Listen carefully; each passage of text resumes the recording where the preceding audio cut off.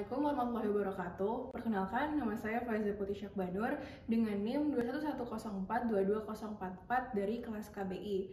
Kali ini saya akan menjelaskan tentang pembedahan hewan, yaitu hewan Pisces. Silakan disimak.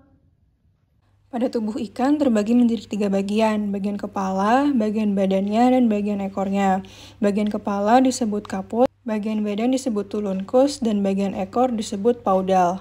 Kemudian di bagian kepala bisa kita lihat ada yang namanya fovea nasalis atau lekuk hidung dan rima oris atau mulutnya.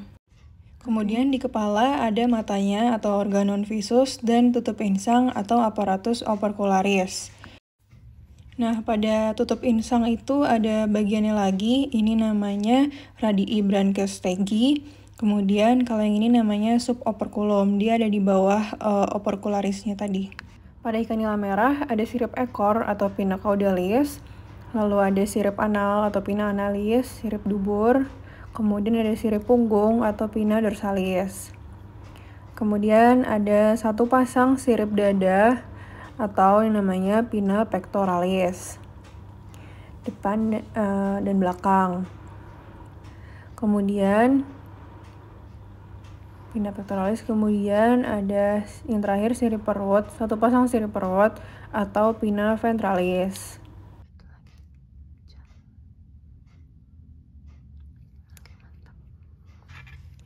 Kemudian sisik pada ikan nila merah itu berjenis sisik stenoid atau sisik sisir yang biasa ditemukan pada ikan yang mempunyai sirip keras.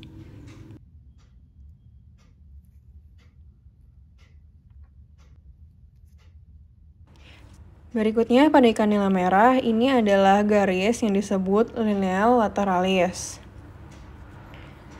Kita langsung masuk ke sistem pencernaan pada ikan. Pertama melewati mulut dulu. Mulut berfungsi untuk mengambil makanan dan menelan tanpa ada perubahan.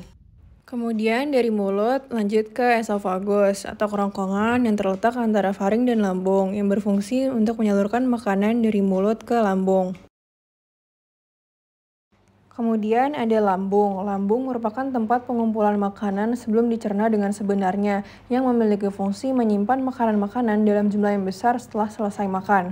Lalu, lambung mengaduk makanan dengan sekresi, serta pengosongan lambung, dan memasukkan isinya ke dalam usus.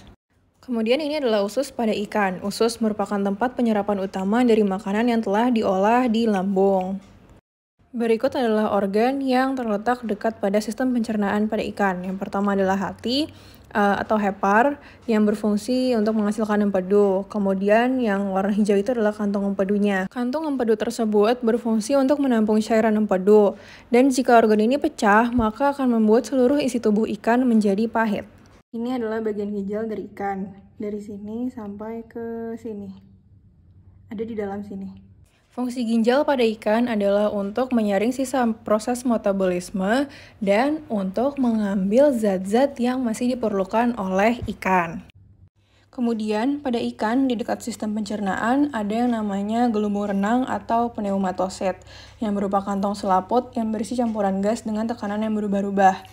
Nah, gas yang ada di gelembung renang ini biasanya adalah gas oksigen. Gelembung renang ini berfungsi untuk mengatur tubuh ikan saat mengapung di dalam air. Karena dengan alat ini, ikan dapat menyesuaikan volume tubuh mereka dan berat jenisnya dengan kedalaman air yang direnanginya. Sehingga, ikan dapat tetap mempertahankan posisinya tanpa harus berenang secara terus-menerus. Kemudian ini adalah gonad, yaitu bagian dari organ reproduksi pada ikan yang menghasilkan telur pada ikan betina dan sperma pada ikan jantan. Kemudian, sistem respirasi pada ikan menggunakan insang. Ini adalah filamen branchialis. Kemudian, yang ini adalah arcus branchialis yang bergerigi. Kemudian ada branchiospinalis yang putih-putihnya. Kemudian, sistem syaraf pada ikan ada di bagian otak. Otak yang bagian depan ini namanya telencephalon, yang berfungsi untuk penerima elaborasi dan penghantar, dan juga penghantar impuls. Di belakang telencephalon ada diencephalon yang berhubungan langsung dengan hormon dan juga homeostatis pada ikan. Kemudian ini adalah mesencephalon yang ukurannya relatif besar yang berfungsi sebagai pusat penglihatan ikan. Kemudian di belakang mesencephalon sebenarnya ada metensephalon yang berfungsi untuk mengatur keseimbangan tubuh dalam air dan mengatur tegangan otot dan mengatur daya orientasi pada ikan, namun tidak terlihat pada foto ini. Kemudian pada sistem muskularis ikan nila, bentuk ototnya yaitu piscin yang berbentuk kerucut yang tersusun dalam bentuk lingkaran. Nah, maka dari itu ada garis-garis putih yang membentuk melingkar atau sirkular. Pada bagian atas disebut epaksial dan bagian bawah disebut hepaksial.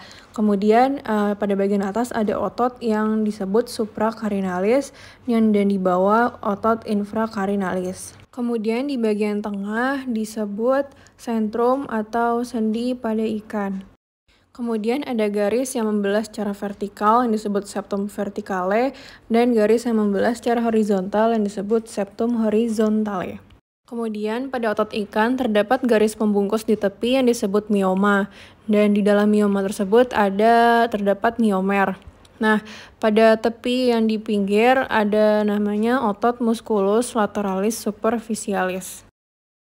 Kemudian kita masuk pada sistem skeletal pada ikan nila merah. Ada caudal vertebralis dan abdominalis vertebralis.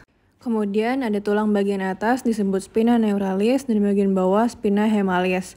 Nah, di tengah-tengah itu disebut sentrum atau badan pusatnya. Lalu di bagian di dekat ekor ada tulang yang bernama hipural. Sekian itu saja yang bisa saya sampaikan, kurang lebihnya mohon maaf. Terima kasih sudah menyimak. Wassalamualaikum warahmatullahi wabarakatuh.